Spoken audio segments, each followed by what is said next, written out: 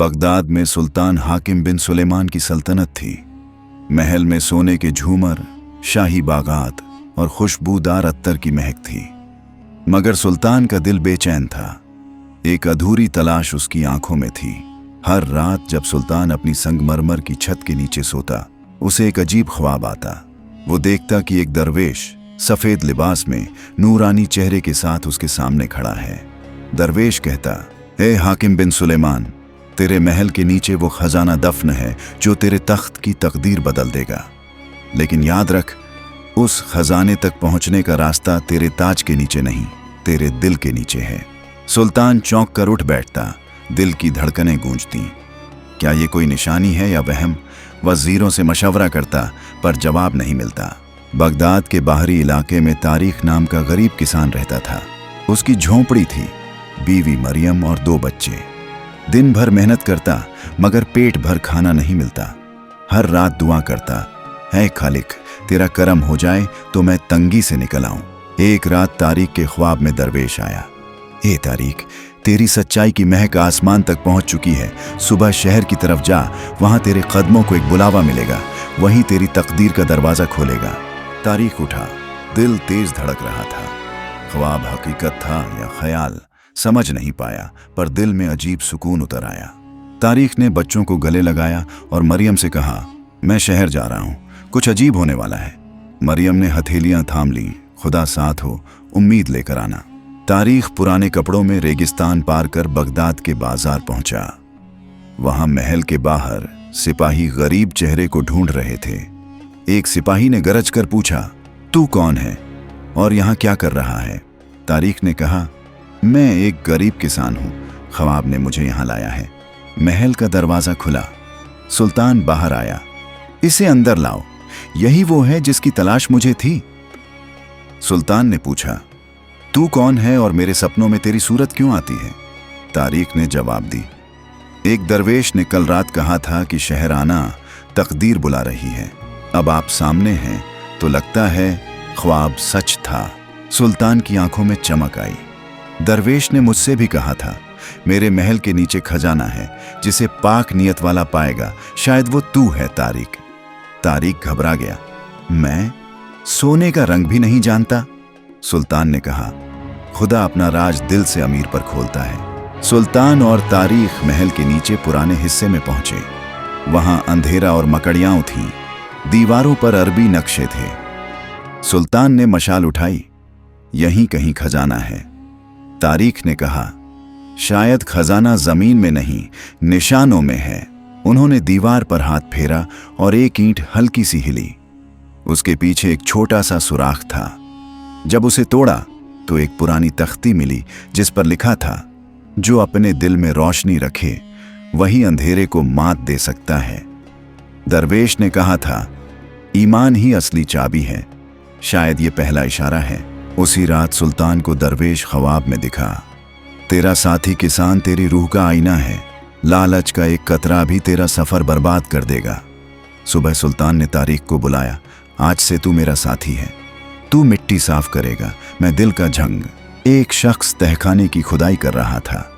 जब दूसरा दरवाजा आया तो देखा कि लोहे का बना है और उस पर कुरान की आयत उकेरी हुई थी, इन अल्लाह मा अस्साबिरीन, यकीनन अल्लाह सब्र करने वालों के साथ है।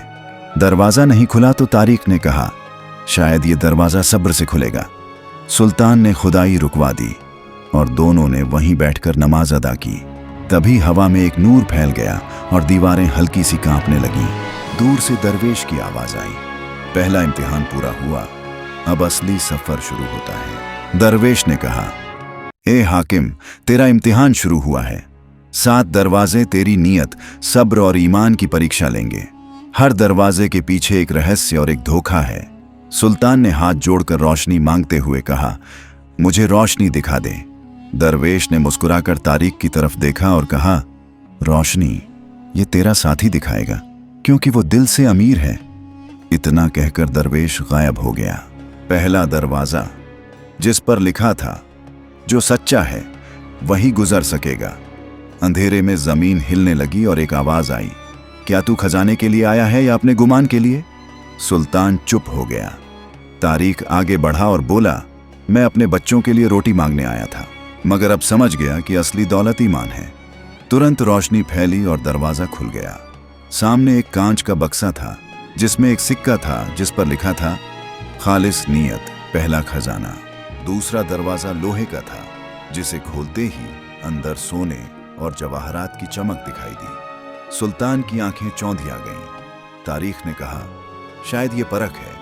सुल्तान ने हंसते हुए कहा, अगर यही खजाना है तो बाकी दरवाजों की क्या जरूरत। वो जैसे ही सोने को छूने बढ़ा, जमीन फटने लगी और सोना धूल बनकर उड़ने लगा। आवाज आई, जो लालच में डूबा वो नूर से दूर हुआ। सुल्तान कांप गया।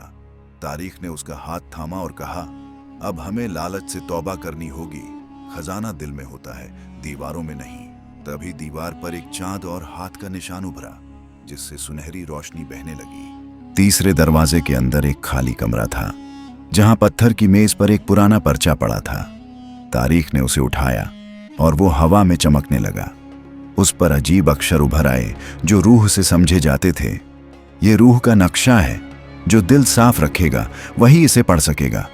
सुल्तान को बेमतलब की लकीरें दिखीं, जबकि तारिक को एक चमकती हुई गुफा का रास्ता दिखा। दोनों ने नक्शे के निशान के मुताबिक सफर शुरू किया। रेगिस्तान में कई दिन चले, दिन में धूप और रात में ठंडी हवाएं। तारिक ने बच्चों की बातें की, सुल्तान ने अपनी तन्हाई का जिक्र किया। अब दोनों के बीच अमीरी और गरीबी की दीवार गिर चुकी थी। गुफा में रहस्यमयी लिखावट चमक रही थी और एक नूरानी चट्टान से सफेद रोशनी निकल रही थी। तारिक ने हाथ जोड़कर सही राह दिखाने की दरख्वास्त की। अचानक दरवेश फिर प्रकट हुआ और बोला, सुल्तान, तूने दुनिया को जीत लिया, अब खुद को जीतने का वक्त है। सुल्तान ने सिर झुकाकर हिदायत की दरख्वास्त की और पूछा, ये गुफा क्या है? दरवेश ने कहा, ये गुफा तेरी रूह का आईना है। अगर तेरी नीयत पाक रही तो ये तुझे असली खजाने तक ले जाएगी जो सुकून में है। दरवेश के गायब होते ही गुफा में दरारें आईं और नीलम जैसी रोशनी निकली। सुल्तान घबरा गया, लेकिन तारिक ने कहा, अब डर का नहीं, भरोसे का वक्त है। दोनों ने एक साथ अल्लाहू अकबर कहा और गुफा की दरारें जुड़ गईं। एक सुनहरी किरण ने नक्शे को जला दिया जिस पर अब लिखा था, जिसने ईमान पा लिया उसे रास्ते की जरूरत नहीं। गुफा से एक नई सुरंग मिली जिसमें आवाजें आ रही थीं। सुल्तान और तारिक सुरंग में उतर गए। उनके पीछे मशाल बुझ गई, बस रोशनी की झिलमिलाहट बाकी रह गई। एक गोल गुंबद नुमा हाल में सुल्तान और तारिक पहुंचे, जहां एक मीनार पर चमकती हुई मोहर रखी थी। दीवार पर लिखा था, रूह का दरवाजा उसी पर खुलता है जो अपने दिल का बोझ हल्का कर दे। सुल्तान आगे बढ़ा, लेकिन अदृश्य ताकत ने उसे पीछे धकेल दिया। तारिक ने सजदा किया और पूरा हाल रोशन हो गया। आवाज आई, हे तारिक, तूने अपने सिर को झुकाया और आसमान को पा लिया। सुल्तान ने कहा, मुझे ताज नहीं, सुकून चाहिए। असली खजाना इस किसान के दिल में है। दरवेश प्रकट हुआ और बोला, अब वक्त है मोहर उठाने का। तारिक ने कांपते हाथों से मोहर उठाई। उसके नीचे से सोना नहीं बल्कि एक नूर का दिल निकला जिसमें धड़कन सुनाई दे रही थी। दरवेश ने कहा, यह है खजाना, इंसान की रूह का आईना। जो इसे पा लेता है वो दूसरों का दर्द महसूस कर सकता है और दुनिया की ताकत का हकदार बन जाता है। सुल्तान ने कहा, यह तो सोने चांदी जैसा नहीं।